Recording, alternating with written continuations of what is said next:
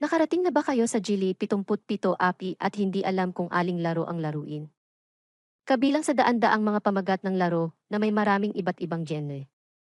Mahirap talagang malaman kung saan magsisimula. Kaya ngayon ipapakita ko sa iyo ang 3 genre ng laro na dapat mong laruin sa unang pagkakataon. At anong mga mode ang dapat mong salihan upang mapataas ang iyong rate ng panalong. Alamin natin kung ano ang mga laro.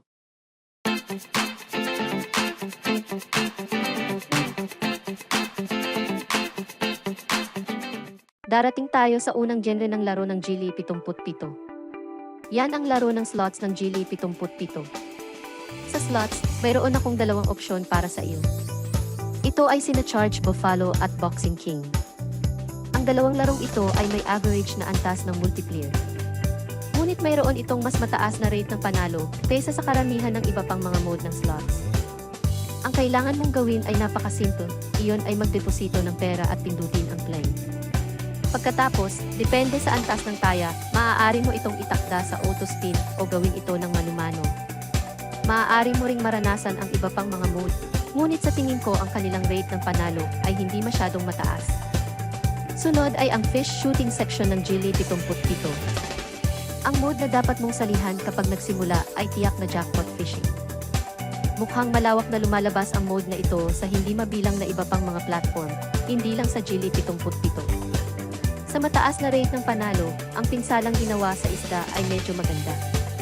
Siguradong isa itong mode na dapat mong gamitin para makapagsimula sa genre ng fish shooting sa Gili 77. Sa huling genre ng laro na gusto kong ipakilala sa inyo. Yan ang sabong ni Gili 77. Ang ganitong uri ng laro ay hindi nangangailangan sa iyo na kalkulahin o gumamit ng mga diskarte tulad ng dalawang genre na binanggit sa itaas. Sabong mode ay nangangailangan ng iyong paningin at swerte. Sa makatwiran at tumpak na mga antas ng taya. Tiyak na ito ay isang magandang kategorya upang matulungan kang makapagsimula sa Gili 77. Kasama ng karanasan sa mga nakaraang mungkahi, maaari kang makaranas ng iba pang mga mode. Para makita kung may mode na mas nababagay sa iyong estilo ng paglalaro. Ang pagkakapareho nila ay kailangan mong magdeposito ng pera bago aktwal na lumahok sa laro. Bukod dito, kailangan mong pamahalaan ang halaga ng deposito upang makapaglaro ng mahabang panahon. Dahil kailangan mo ring tiyakin na mayroon kang sapat na pera upang i-cash out pagkatapos maglaro sa nilalaman ng iyong puso.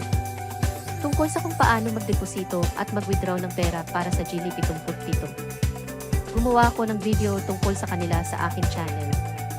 Mangyaring hanapin at panoorin muli ang video.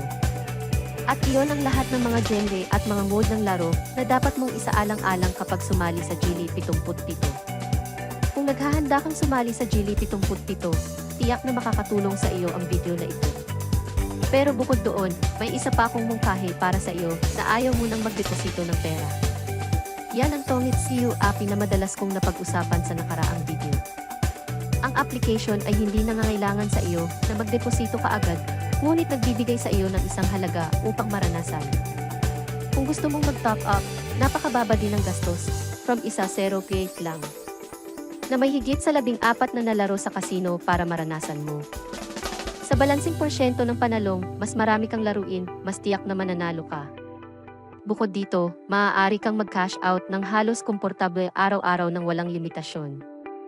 Ang application ay bumubuo ng isang natitirang bersyon ng website at inaasahang ilulunsad sa malapit na hinaharap. Ang application ay matatagpuan din sa App Store at Google Play sa pamamagitan ng link sa ibaba. Ito rin ay maaaring isang pagkakataon para sa iyo, samantalahin ngayon. Sa puntong ito ay kumpleto na ang video. See you sa susunod na video, bye-bye.